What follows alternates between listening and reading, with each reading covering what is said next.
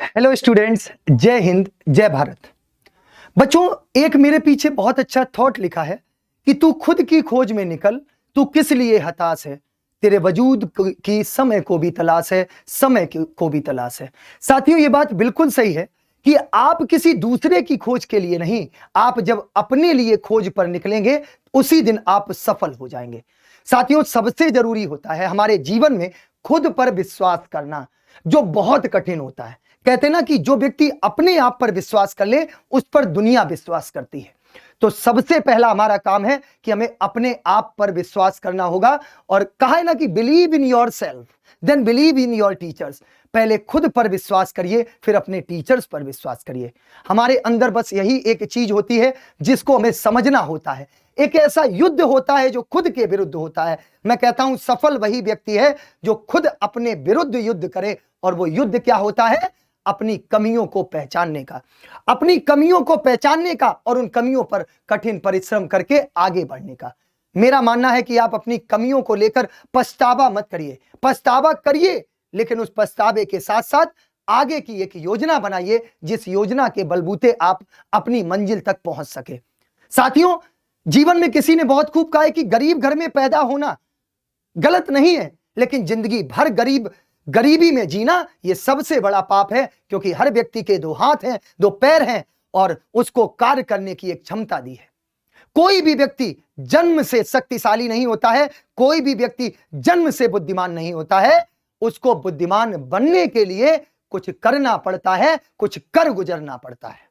साथियों, अगर उदाहरण लें हम रामायण से, तो हनुमान जी को यह जानकारी नहीं थी कि वो लंका पार करके और लंका पार कर सकते हैं बिना किसी मदद के, लेकिन उनको किसी ने शक्ति का एहसास कराया और जब उनको शक्ति का एहसास हुआ तो उस शक्ति को आज पूरा विश्व जानता है, पूरा ब्रह्मांड जानता है। तो सीधी सी बात है, आपके अंदर भी वो पोटेंशियल है, आपके अंदर भी वो शक्ति है, वो ताकत है जो जमाने में एक इतिहास रच सकती है और एक इतिहास बना सकती है। क्योंकि इतिहास हमेशा उन्हीं का लिखा गया है जिन्होंने कठिन परिश्रम करके अपने आप को सिद्ध किया है। कहते ना, जो वही प्रसिद्ध है जिसने अपने आप को सिद्ध किया है। अगर प्रसिद्ध बनना है तो सिद्ध तो करना ही होगा। साथियों, तो उठाइए बीड़ा और आज से ही इस बात को अपने मन में बिठा लीजिए कि तब तक नहीं रुकेंगे, तब तक नहीं झुकेंगे, तब तक नहीं थकेंगे जब तक कि हम अपनी मंजिल तक पहुंच नहीं जाएंगे। और एक दिन यही संकल्प आपके भविष्य निर्माण का एक कारण बनेगा। साथियों, कारण बनेगा। जरूरी नहीं है कि हम जीत ही जाएं, जरूरी नहीं है कि हम सफल हो ही जाएं।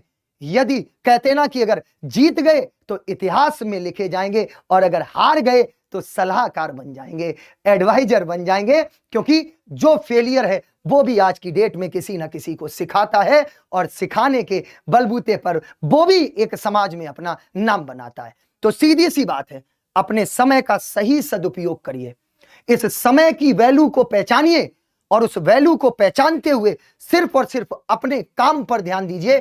और जिस दिन आपने इस दुनिया को छोड़कर अपने आप पर ध्यान दे लिया, साथियों यकीन मानिए इस दुनिया की कोई भी ताकत आपको सफल होने से नहीं रोक सकती। क्योंकि चंद्रशेखर आजाद जी के मुझे कुछ शब्द याद आ रहे हैं।